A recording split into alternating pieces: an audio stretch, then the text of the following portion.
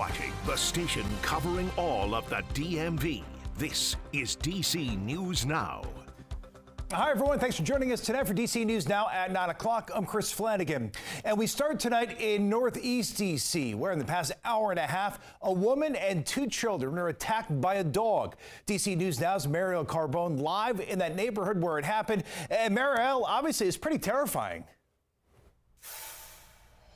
Yeah, certainly a scary situation for that woman, the two children, and anybody that was out here at the time. What we know at this hour, police responded out here about an hour ago. The intersection we're at right now, this is 49th Street, and I'm looking at J Street in Northeast in front of me.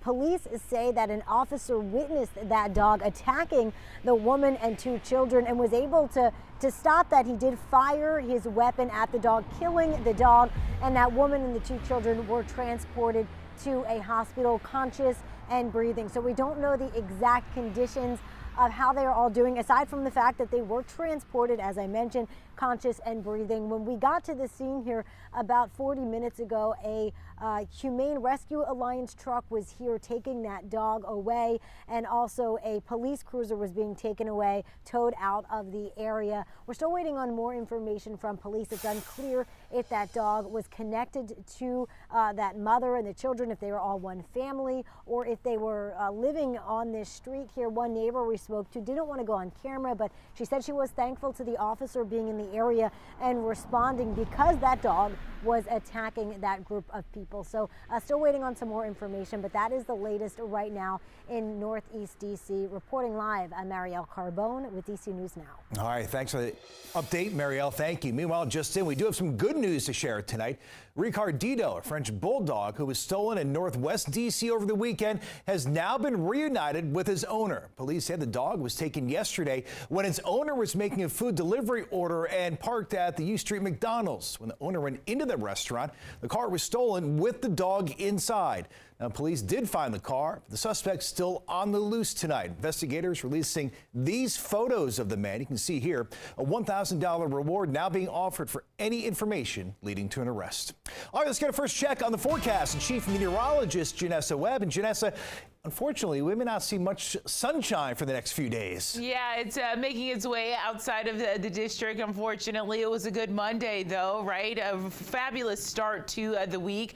We do have some cooler air starting to track back in. 49 degrees right now at the 9 o'clock hour. We're still under clear skies, but that storm system is well to our west at this point, and winds, they're coming out of the southeast 5 miles per hour. Very dry conditions, and so this rain going to be beneficial to those fires that are now brewing across areas of Frederick into Washington County. Hey, Annapolis 49 right now into the upper 30s out towards the Shenandoah Valley into Luray. You have a temperature contrast from Woodstock to Luray. Look how warm Woodstock is compared to southern sections out towards areas of Kaiser and Cumberland into the lower 50s. So we do have some division and temperature fluctuations across the region. Dual-sided storm system. This one's pretty complex. And look how it's providing snow to the panhandle of Texas. It's very broad in nature, and then a severe weather aspect out towards Louisiana, portions of Arkansas. We're nice and clear, but that entire storm system is going to make its way across the country and provide us with increasing clouds as we go into Tuesday.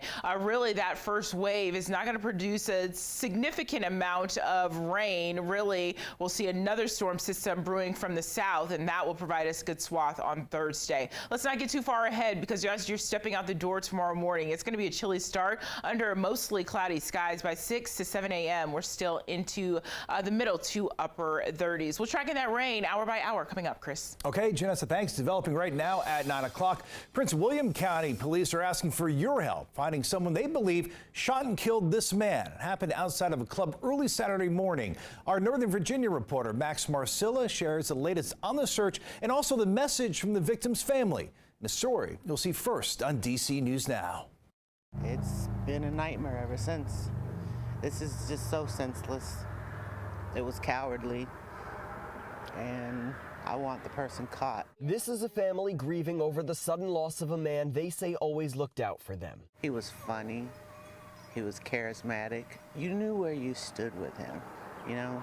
He was genuine. 38-year-old Carvel Williams, known as CJ, was Bruce Juggins' son. We spoke with him along with Williams' stepmom, his daughter Talia, and her mother. They're remembering him. When you lose a child, especially the way it happened, you know, it really angers me. They're also pushing for an arrest. This is Jonathan Middleton, a 37-year-old who lives in Stafford. Police believe he was the man who shot and killed Williams outside Club Tempo in Dumfries just after 2 a.m. on Saturday.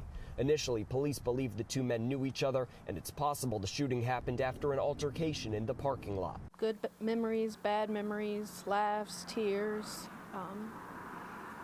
No matter what, I knew that my daughter was good.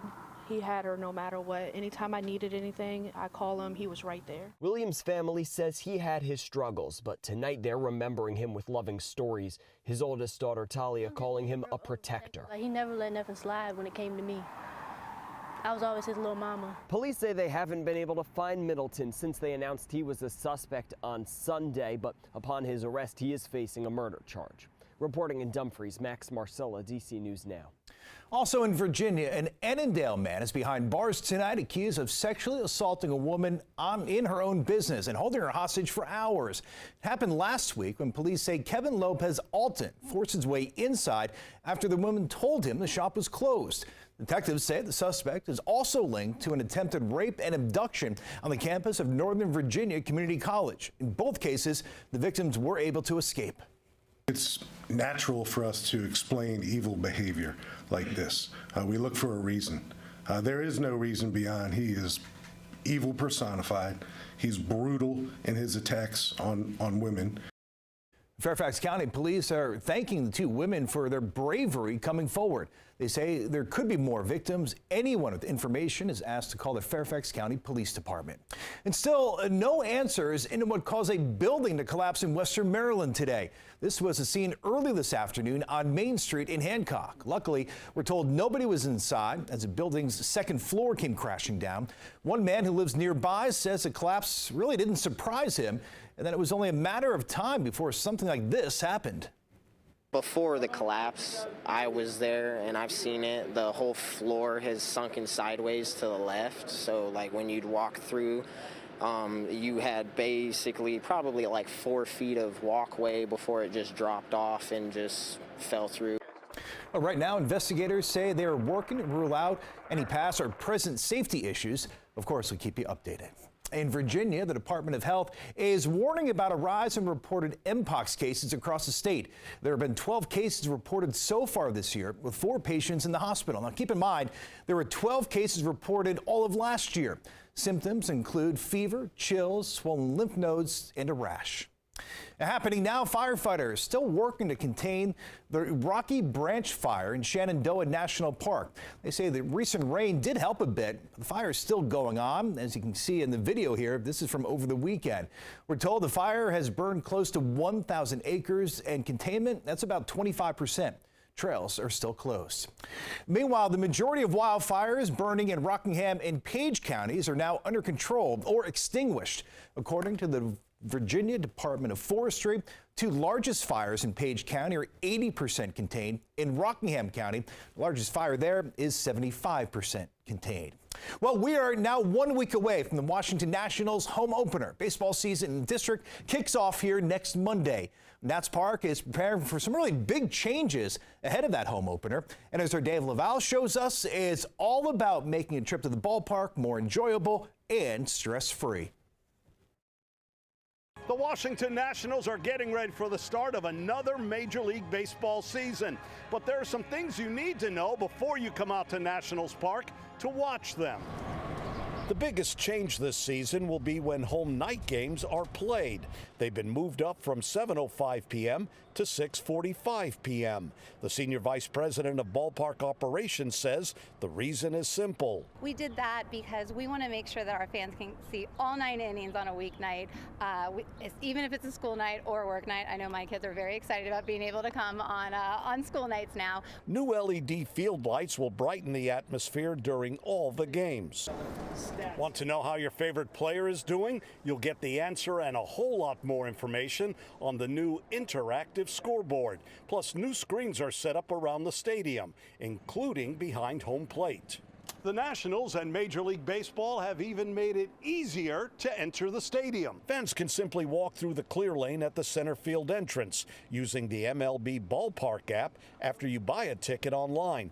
Major League Baseball's Carrie Zaremba says no need to ever take out your cell phone again. MLB has done a lot of fan research over the years, and one of the consistent pieces of feedback we've gotten is that sometimes the entry experience can be filled with anxiety. So we wanted to see how we could change that from an anxiety-filled moment to a magical experience. The Nats joined Philadelphia, Houston, and San Francisco, who will start the season with the new technology. The Nationals host the Pittsburgh Pirates in the April 1st home opener. First pitch is scheduled for 4:05 p.m. At Nationals Park, Dave Laval, DC News Now.